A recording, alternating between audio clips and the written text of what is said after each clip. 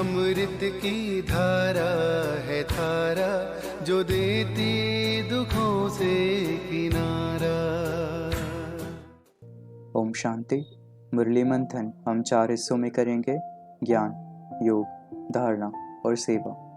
ज्ञान मंथन आसान करने के लिए उनको 7 हिस्सों में बांटा गया है। पहला है परमात्मा, दूसरा है आत्मा, तीसरा है त्रिलोक और त्रिमूर्ति, चौथा है कल्पवृक्ष, पांचवा है सृष्टि चक्र, छठा है सीढ़ी अथवा भारत के उत्थान और पतन की कहानी, और सातवां है गीता और गीता के भगवान। ओम शांति। आज 2 सितंबर 2020। आज की मुरली में बाबा ज्ञान में परमात्मा, आत्मा और सीढ़ी या फिर भारत के उत्थान और पतन की कहानी, इन विषयों पर समझाते हैं। आज के महावाक्य है: मीठे बच्चे, तुम हो रूहानी पंडे, तुम्हें सबको शांति धाम अर्थात अमरपुरी का रास्ता बताना है। ज्ञान में पहले है परमात्मा। परमपिता परमात्मा भी आत्मा ही है, सिर्फ उनको परमपिता परमात्मा कहते हैं। वही ज्ञान के सागर है, वही पवित्रता के सागर है। श्री अर्थात श्रेष्ठ मत है ही शिव बाबा की। सद्गतिदाता ज्ञान का सागर है ही एक। दूसरा है आत्मा। आत्मा ही शरीर के साथ मनुष्य से बैरिस्टर बनते हैं। शरीर खत्म हो जाए तो फिर नए सिर पढ़ना पड़ता है। आत्मा ही पुरुषार्थ करती है विश्व का मालिक बनने। सब आत्माएं शिव बाबा के बच्चे हैं। आत्माओं को श्रीमत मिलती है शिव बाबा की। पाप आत्मा पुण्य आत्मा कहा जाता है। पाप शरीर नहीं कहेंगे। आत्मा शरीर से पाप करती है, इसलिए पाप आत्मा कहा जाता है। शरीर बिगर आत्मा न पाप न पुण्य कर सकती है। तीसरा है सीढ़ी या फिर भारत के उत्थान और पतन की कहानी। तुम अभी रूहानी पंडे व गाइड्स हो, मुक्ति धाम का रास्ता बताने के लिए। यह है सच्ची सच्ची अमर कथा अमरपुरी में जाने के लिए। अमरपुरी में जाने के लिए तुम पवित्र बन रहे हो। अपवित्र भ्रष्टाचारी आत्मा अमरपुरी में कैसे जाएगी? तुम सब आत्माएं अमरपुरी जा रही हो। वह है आत्माओं की अमरपुरी परम धाम। फिर अमरपुरी में आते हैं शरीर के साथ। राइट नाम शांति धाम है। वहाँ तो सबको जाना ही है। इस विषय नगरी से तुम शिव नगरी में जाएंगे, फिर विष्णुपुरी में आएंगे। मनुष्य कुछ भी समझते नहीं है। यह है ही कांटों का जंगल। स्वर्ग है फूलों का बगीचा, जहाँ देवताएं रहते हैं। भल कितने भी विघ्न पड़े, स्वर्ग की स्थापना तो जरूर होनी है।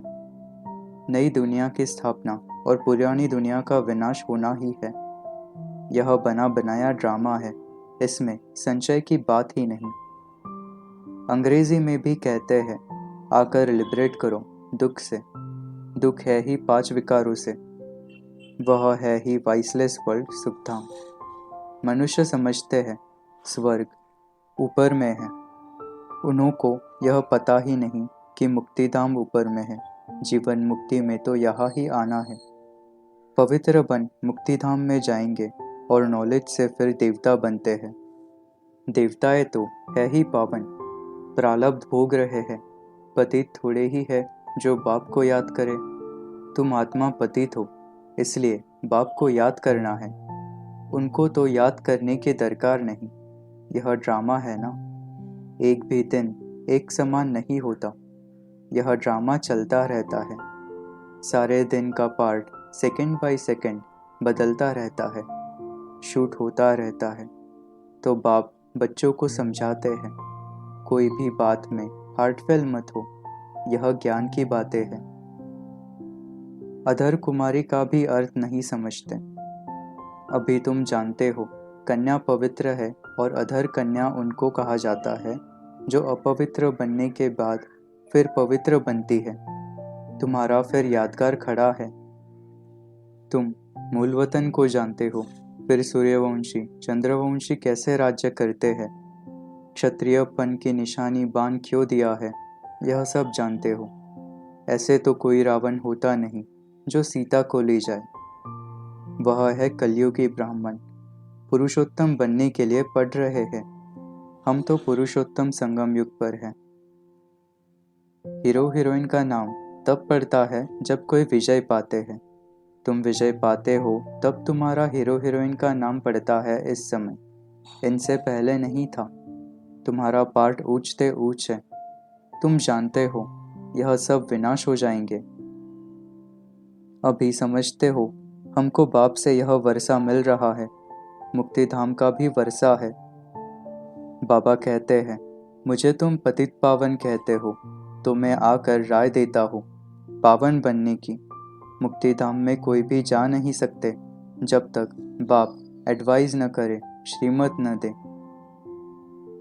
माताएं कहती है हम पढ़ी लिखी नहीं है। बाप कहते हैं नहीं पढ़े तो अच्छा है। वेद शास्त्र जो कुछ पढ़े है वह सब अब भूल जाना है। अभी मैं जो सुनाता हूँ वह सुनो। योग। बाबा श्रीमत देते हैं कि माम एकम याद करो तो तुम्हारे जन्म जन्मांतर के पाप कट जाएंगे। याद को ही योग कहा जाता है। याद से ही बेड़ा पार होगा। जितना याद करते रहेंगे उतना देही अभिमानी बनते जाएंगे। देह अभिमान टूटता जाएगा। धारणा। पहला, तुम रूहानी पंडे बनते भी हो तो बनाना भी है। रोज सुबह शाम यह विचार करना चाहिए। यह अमूल्य रतन अमूल्य जीवन के लिए रूहानी बाप से मिलते हैं। यह दान पात्र को ही देना है। यह नशा रहे। हम बाप को याद कर जन्म जन्मांतर के लिए पवित्र बनते हैं। बाप जो समझाते हैं उनको अच्छी रीति धारण कर नॉलेज का ही मंथन करो। आत्मा को सतोप्रधान बनाना है। तीसरा, पक्का याद कर लो कि हम आत्मा हैं। भला अपना धंधा आदि भी करो परंतु भविष्य उच्च पद पाने के लिए पुरुषार्थ पूरा करो। देह अभिमान में आने से भूल जाते हैं मैं आत्मा हूँ, बाप का बच्चा हूँ, यह नशा रहे। चौथा, अपनी संभाल करते रहो। देखो हमारा देह अभिमान टूटा है। सेवा। सर्विस की युक्तियाँ तो बाबा बहुत बतलाते हैं। बच्चों को अमल में लाना चाहिए। तुम प्रदर्शनी व म्यूजियम खोलते हो तो ऐसा नाम लिखो जो सिद्ध हो जाए। गाइड्स टू हेवन व नई विश्व की राजधानी के गाइड्स हैं। तुम एडवाइज़र हो। सबको मुक्ति जीवन मुक्ति कैसे मिले वह रास्ता बताना है।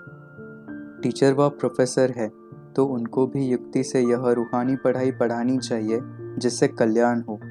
हम यह पढ़ाते हैं। बाकी थोड़े दिन है, विनाश तो सामने खड़ा है तो उन्हें भी अंदर से उछल आती रहेगी कैसे मनुष्यों को रास्ता बताए। समझाना चाहिए सदगति निराकार परमपिता परमात्मा बिगर कोई कर न सके। एक भी कोई बड़ा आदमी निकल पड़े तो आवाज होगा गायन है तुलसीदास गरीब की कोई न सुने बात। वरदान। डबल सेवा द्वारा अलौकिक शक्ति का साक्षात्कार कराने वाले विश्व सेवाधारी भव। जैसे बाप का स्वरूप ही है विश्व सेवक, ऐसे आप भी बाप समान विश्व सेवाधारी हो। शरीर द्वारा स्थूल सेवा करते हुए मनसा से विश्व परिवर्तन की सेवा पर तत्पर रहो। एक ही समय पर तन और मन से इकट्ठा सेवा करो। जो मनसा और कर्मना दोनों के साथ साथ सेवा करते हैं उनसे देखने वाले को अनुभव व साक्षात्कार हो जाता है कि यह कोई अलौकिक शक्ति है। इसलिए इस अभ्यास को निरंतर और नेचुरल बनाओ। मनसा सेवा के लिए विशेष एकाग्रता का अभ्यास बढ़ाओ। स्लोगन। सर्वप्रति गुणग्राहक बनो लेकिन फॉलो ब्रह्मा बाप को करो। ओम शांति।